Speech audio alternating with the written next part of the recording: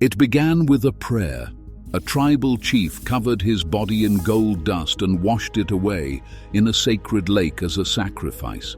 But the men who heard the story didn't see a prayer. They saw a confession of unimaginable wealth, sparking an obsession that would cost thousands of lives. Was El Dorado a city of gold? Or was it a divine riddle the Spanish Empire was doomed to answer incorrectly, driving itself mad in the process? This is not the story of a lost city. It is the autopsy of a cursed obsession. To understand the curse, you must first understand the prayer it was born from.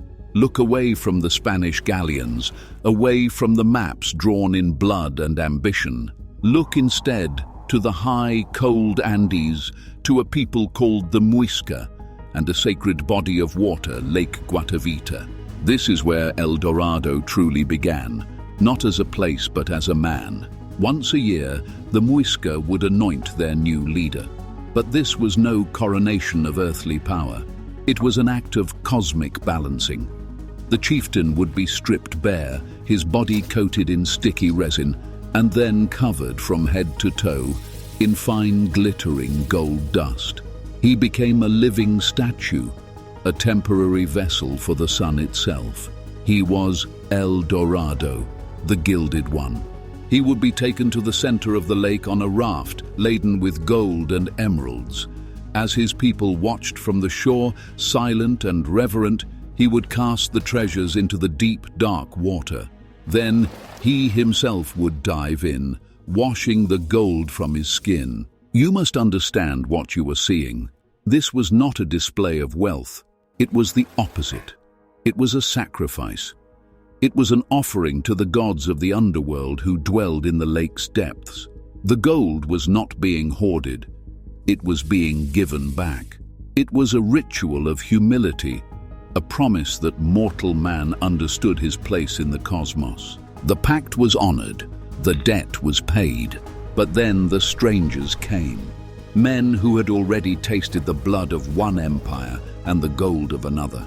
Men who saw the sun not as a god to be worshipped, but as a forge for the treasures they craved. When the Spanish heard the whispers of this ceremony, they did not hear a prayer. They heard a confession. Why did this simple story ignite such a firestorm of madness? Because the Spanish mind was already primed for the fever. They had seen Tenochtitlan. They had seen Cusco. They had witnessed wonders that defied their own imaginations. Why would they believe this story was just a ritual? A man covered in gold must be a king. A king covered in gold must have a kingdom. A kingdom with a golden king must have cities paved with it. It was a catastrophic failure of translation, not of language, but of soul. They took a story of sacred debt and twisted it into a ledger of infinite wealth, and with that misinterpretation, the curse was born. It was not an incantation whispered by a Muisca priest. The curse was the story itself, a phantom city, forever shimmering just beyond the next river, behind the next mountain, a promise of ultimate reward that justified any sin, any sacrifice, any atrocity. The first to truly taste the poison were Gonzalo Pizarro and his lieutenant, Francisco de Orellana. In 1541, they marched from Quito with 200 Spaniards, thousands of native porters, and a herd of livestock. They were marching into the unknown, armed with little more than a rumor. The jungle did not greet them with gold. It greeted them with rain that never ceased, with insects that burrowed into their flesh, and with a hunger so profound it drove them to eat their own dogs, their horses, and then to look upon each other with a new and terrible understanding. Pizarro's magnificent army unraveled. The velvet banners rotted away. The shining armor became a cage of rust. This was the first payment the jungle demanded. Desperate, Pizarro sent Orellana downriver to find food. He never returned. Instead, Orellana and his men would become the first Europeans to travel the entire length of the Amazon River. a journey of mythological horror and discovery. But they found no city of gold. Pizarro eventually staggered back to Quito with fewer than 80 men. The rest were ghosts, swallowed by the green abyss. He had chased a phantom and returned a phantom himself. The pact of the Muisca was one of sacrifice to maintain balance. The new pact of the Spanish was one of sacrifice to attain glory. And the jungle judged them for it. But the fever did not break. It intensified. Each failed expedition only seemed to prove that the prize must be even greater, hidden even deeper. The curse had a terrible momentum. It fed on failure. It grew stronger with every man it devoured. And then it found its perfect host, a man whose soul was a perfect vessel for the madness of El Dorado, Lope de Aguirre. He was a minor nobleman, a veteran of the brutal civil wars in Peru, a man steeped in violence and grievance. In 1560, he joined an expedition led by Pedro de Ursua to once again find the Golden City. This expedition would not simply fail. It would become a floating kingdom of insanity, a microcosm of the entire El Dorado obsession. As they drifted down the Amazon, Aguirre's paranoia and ambition metastasized. He orchestrated a mutiny, murdering Ursua and any who stood with him. He declared his commander a puppet noble, the Prince of Peru. But even that wasn't enough. The hunger that drove him was not for land or titles, it was for something absolute. He soon had the prince murdered too. And then, in a moment of supreme, terrifying clarity, Lope de Aguirre, a forgotten soldier adrift on a muddy river in the middle of nowhere, declared himself a sovereign. He renounced his allegiance to King Philip of Spain, the most powerful man in the world, and declared war on the Spanish Empire. He styled himself the Wrath of God. Imagine you are on that raft.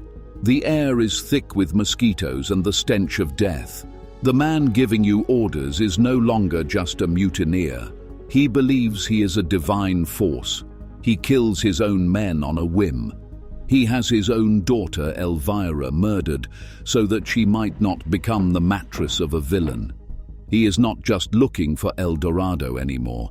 He is El Dorado, a swirling vortex of destruction and avarice given human form. Aguirre's rebellion was doomed. He was eventually cornered and killed by Spanish forces. His body was dismembered and displayed in the cities of Venezuela as a warning. But a warning against what? Treason? Or a warning that the phantom of El Dorado, once it possesses a man, will lead him to declare war on reality itself? Aguirre's journey was the final, bloody sermon of the El Dorado myth. And here we arrive at the heart of the riddle. Here we pull back the veil. The curse of El Dorado was not that it was impossible to find. The curse was that there was nothing to find. The Conquistadors were not cursed by some ancient jungle spirit. They were cursed by their own reflection. The insatiable hunger they projected onto the myth was merely the echo of the hunger within their own souls. They chased a city where gold was as common as stone because they came from a world where gold was more valuable than a human life. The city was never real.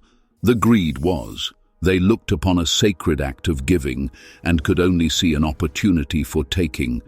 That is the genesis of all curses. A holy thing, misunderstood. A sacred space, profaned. El Dorado is not just a myth from a forgotten century.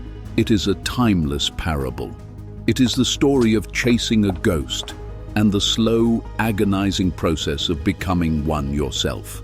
It is a warning that some treasures are not meant to be possessed, and that the most dangerous phantom is the one that promises you everything you desire. The jungle did not drive an empire mad. It simply held up a mirror and let the empire look upon its own face, and the face it saw was gilded with greed.